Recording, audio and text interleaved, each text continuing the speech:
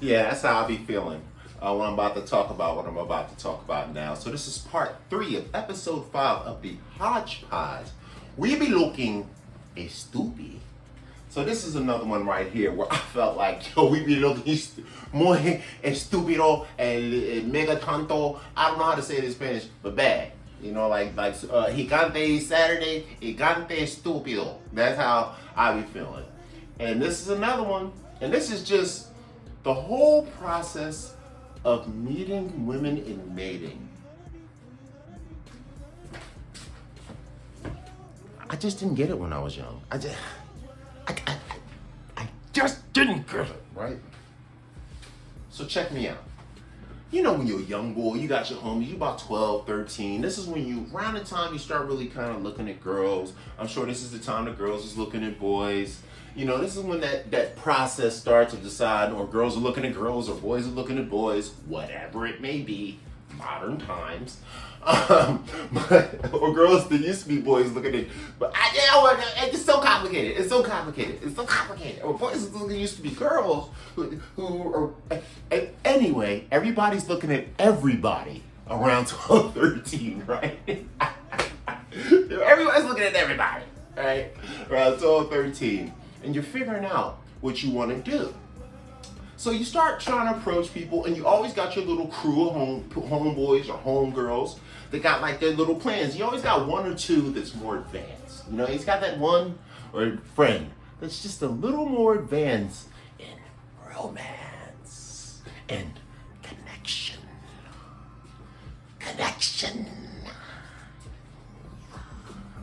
Whatever, right? So they would always be the one, the first one to get dates and go out with boys or girls or whatever their thing may be. And you're like, man, I don't know how to do it. So you would go out and hang out with them. Maybe you go walk out on the strip in your city, or you go to the mall. Because, you know, after school, we used to always go to the mall in the evening on the weekends and walk the circle in the mall and try to talk to the girls, right? Or the boys, whatever your thing is, right? You get my point. So my friends would have all these stupid strategies, and I would listen to my homie that was like the Mac with women, right? And the conversation would be literally the stupidest shit I have ever heard in my fucking life. The guy is sitting there. He pretty much walks up and insults her to start the conversation. Like, yo, ma, damn. Yo, your ass is fat, yo. Like, okay, I'm not saying that to a strange woman, but he said it, right? So then boy, she get on him, but then he calms it down.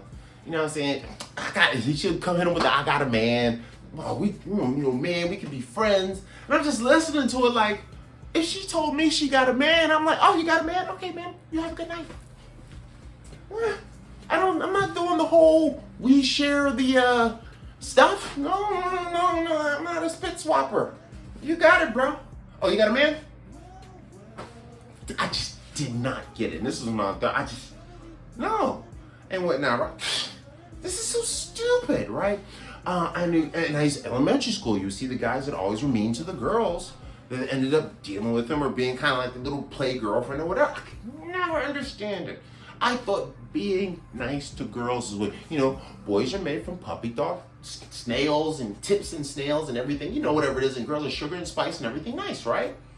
So I'm thinking it's that, and never hit a girl. That was a thing, and whatever else, right? We had all these rules. So I'm like all super nice, and all the guys that were breaking all the rules were getting all the girls through elementary school, high school, and they would try to they would go as far, because if you were the guy in the crew who wasn't good with girls, you really didn't know how to talk to them, they would do stuff like while you're out, they would literally like push you into a girl, like you hit the girl, but oh, I'm sorry, my fault. Come on, man, why you playing, man? Why you playing? Oh my God, right? Remember that? Pushing you into a girl, or to like bump you into a girl so you hit the girl. Now, I think I met one girl like that one time, but never became my girlfriend. But I did meet a girl like that once. But I pretty much, some of my friends are being stupid. They bumped me into you because they heard me say I was cute. Now, what I learned after a while, once I got to college, once I finally got to sit down and talk to women in a more debatable situation, and I'm sure the same for anybody else, women talking to men, boys talking to boys, girls talking to girls, whatever your thing may be, you start around college, high school, everything's still a little, dude, he's the football captain, he must be a better person. You know, no. All that changes once you get to college, right?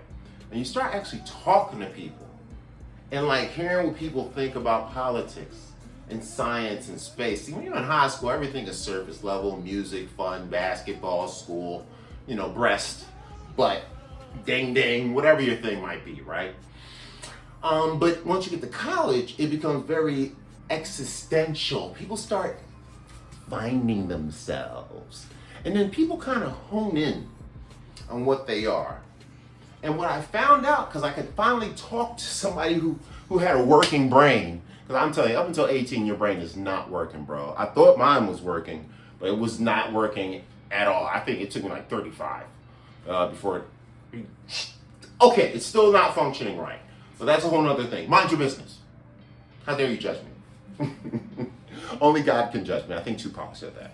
So I think we're fine on that situation. But we get to college, and I started to find out from women that they said, they would disclose to me over time that, you know, we think that when a guy is nice to us all the time, or he isn't always harassing us, or they think you don't like them. That's what they used to tell me. They say, that's why we didn't talk to boys who didn't really harass us, like, or say like, really, not, hey ma'am, how you doing, ma'am, how you doing? Do you like flowers and sunshine, ma'am?